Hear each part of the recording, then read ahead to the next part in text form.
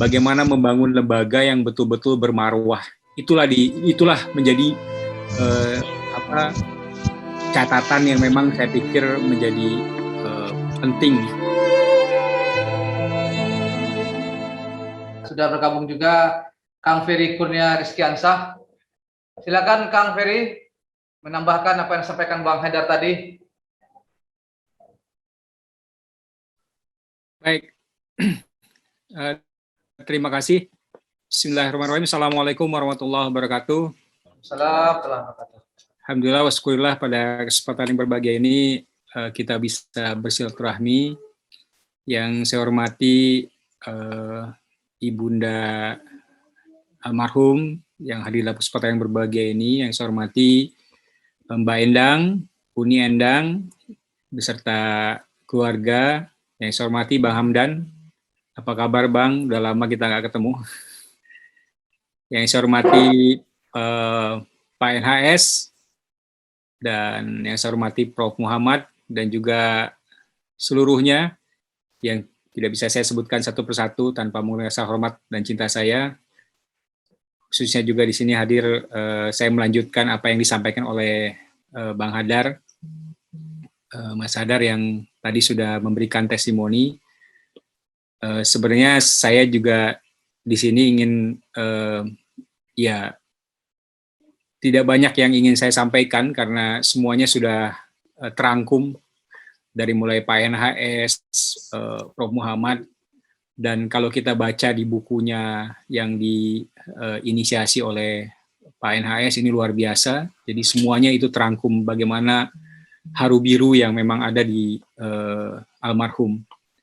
Tapi setidaknya ada beberapa catatan yang ingin saya sampaikan melanjutkan apa yang disampaikan oleh Mas Hadar. Yang pertama adalah tentunya soal kolegialitas. Itu yang sampai saat ini paling mengena. Jadi pola kepemimpinan di KPU memang berbeda dengan di lembaga lain, terutama di kementerian ataupun dinas-dinas lain. Tapi bagaimana membangun kolegialitas itu dengan karakter yang berbeda-beda ini bisa dirajut, bisa dijahit dengan luar biasa oleh almarhum. Ini yang saya pikir sampai saat ini membekas. Dan saya berharap itulah yang memang menjadi poin yang sangat penting dan sangat strategis dalam tubuh KPU. Yang kedua adalah terkait dengan komitmen membangun lembaga yang berintegritas. Komitmen membangun lembaga yang transparan dan akuntabel. Ini menjadi salah satu komitmen yang luar biasa dikuatkan. Saya sendiri misalnya berkesempatan untuk berkunjung ke beberapa negara atau ke beberapa tempat. Setelah itu kita diskusikan apa yang ingin kita berikan untuk lembaga ini dari hasil kunjungan itu. Dan itulah yang betul-betul dibuat dan dikreasikan sebagai bagian dari sebuah inovasi-inovasi yang ada dalam membangun lembaga yang kredibel itu. Dan di bawah kepemimpinan almarhum, inilah yang memang menjadi poin yang sangat strategis. Lembaga menjadi lembaga yang bermarwah, lembaga yang memang betul-betul diperhitungkan, lembaga yang memang bisa berbuat yang sesuai dengan apa yang memang kita harapkan sama-sama kami di para komisioner dan juga sekretariat. Tentunya pada kesempatan ini juga saya ingin cerita bahwa di awal memang kita agak tersendat dalam artian kita punya kisah romantika yang sangat menarik antara komisioner dengan sekretaris jenderal. Banyak clash dan Pak NHS sangat merasakan itu. Tapi dari situ muncul satu komitmen bagaimana membangun lembaga yang betul-betul bermarwah. Itulah menjadi catatan yang memang saya pikir menjadi penting untuk kita coba ingat bahwa dengan pola kepemimpinan yang dilakukan oleh almarhum Husni Kamil Manik bisa membuat sebuah lembaga yang memang menjadi lebih baik seperti itu. Yang lainnya tadi soal kita coba membuat inovasi-inovasi yang saya pikir bahasanya kita harus punya legacy yang baik. Jadi apa yang ingin kita berikan kepada penerus-penerus kita, itulah yang selalu dikuatkan oleh almarhum. Dan betul apa yang tadi disampaikan oleh Mbak Endang, Mas Enais dan Prof. Muhammad, Mas Hadar, terkait dengan bagaimana komitmen yang memang disampaikan oleh almarhum itu sendiri. Soal UK, Prof. Muhammad sangat betul sekali. Jadi kami menginisiasi bahwa kalau lembaga ini kuat, lembaga ini bermarwah, bermartabat, tentunya tidak hanya soal kerja-kerja yang luar biasa berat, tapi tanpa apresiasi. Nah, oleh karena itu, bagaimana kerja berat ini juga harus diimbangi dengan apresiasi yang ada.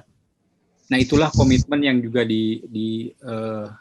dilakukan, disampaikan dan diperjuangkan. Kami dan juga almarhum tentunya menjadi gong dari semuanya untuk mendapatkan, sehingga pada periode kami 2 kali kenaikan UK itu sangat terasa. Walaupun mungkin betul di akhirnya hanya sedikit yang almarhum nikmati, dan kami juga hanya beberapa bulan sebelum masa bakti kami selesai. Tapi itulah yang memang menjadi komitmen, bahwa ketika ingin membuat lembaga itu bermarwah, kredibel, dengan pola reward and punishment misalnya seperti itu, itulah yang memang harus diperjuangkan. Jadi kita tidak boleh menuntut saja dengan berbagai punishment-nya, tapi kita harus juga memberikan reward yang luar biasa, sehingga kerja-kerja yang dilakukan oleh seluruh jajaran, tidak hanya di komisioner tapi di sekretariat jenderal, itu bisa bermakna. Ini menjadi satu hal yang saya pikir menjadi satu komitmen dari almarhum. Satu lagi yang mungkin ingin saya ceritakan, dan ini selalu diceritakan juga oleh almarhum dan juga teman-teman yang lain, adalah ketika kami sudah selesai menetapkan presiden wakil presiden pada tahun 2014 yang lalu, kami berencana kumpul bareng pada waktu itu pukul 12-an, ya Pak Hadar ya, mohon maaf kalau saya keliru, 12 lewat, kita ingin cari makanan. Kami para komisioner almarhum mengajak ke tempat bubur, kalau tidak saya tempat, dan di situ kita mengajak para wartawan. Nah, ternyata pada waktu itu ada rombongan Pak JK kalau tidak salah, juga akan makan bubur di tempat yang sama. Itu hasil koordinasi antara wartawan yang datang bersama kami dan juga dengan wartawan yang ada di sana. Ketika kita sudah sampai, kami dengan cepatnya untuk memindahkan tempat itu, karena khawatir ada persoalan dan juga nanti ada omongan-omongan yang lain. Itulah yang membekas, saya pikir, bagaimana komitmen independensi, komitmen integritas itu menjadi hal yang penting dilakukan. Walaupun sudah tidak ada problem apapun karena sudah ditetapkan dan lain sebagainya, tapi bisa jadi kesan publik akan tidak baik. Tapi beliau dan kita semua memutuskan untuk ayo kita pindah, cari, dan akhirnya ya ketemulah tempat favorit beliau, yaitu Rumah Makan Padang. Pada waktu itu pukul 12, pukul 1 kalau tidak salah, bersama teman-teman wartawan. Itu saya pikir catatan yang bisa saya sampaikan, Bapak Ibu sekalian, teman-teman semua. Saya pikir saya sudah sedikit menuliskan di buku yang luar biasa ini, bahwa beliau adalah orang baik, santun, penyabar, dan dedikasinya saya pikir ini menjadi catatan yang selalu dikenang oleh generasi-generasi selanjutnya, oleh saya dan juga mungkin generasi-generasi selanjutnya yang luar biasa. Takzim kepada keluarga dan juga kepada seluruhnya. Mudah-mudahan almarhum ditempatkan oleh Allah di tempat yang terbaik, mendapatkan surganya Allah, dan diterangkan di alam kuburnya, dan segala hilaf salahnya diampuni dosa-dosanya. Terima kasih, itu yang bisa saya sampaikan. Mohon maaf kalau kurang berkenan. Terima kasih saya sudah diundang untuk memberikan testimoni, walaupun tanpa persiapan. Tadinya kalau persiapan saya akan menuliskan rangkaian-rangkaian cerita yang saya pikir bisa jadi ini menjadi sangat indah yang selalu kita kenang.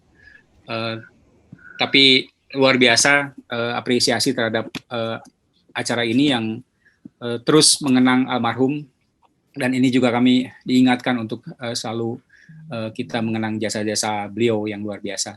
Terima kasih. Assalamualaikum warahmatullahi wabarakatuh. Waalaikumsalam warahmatullahi wabarakatuh.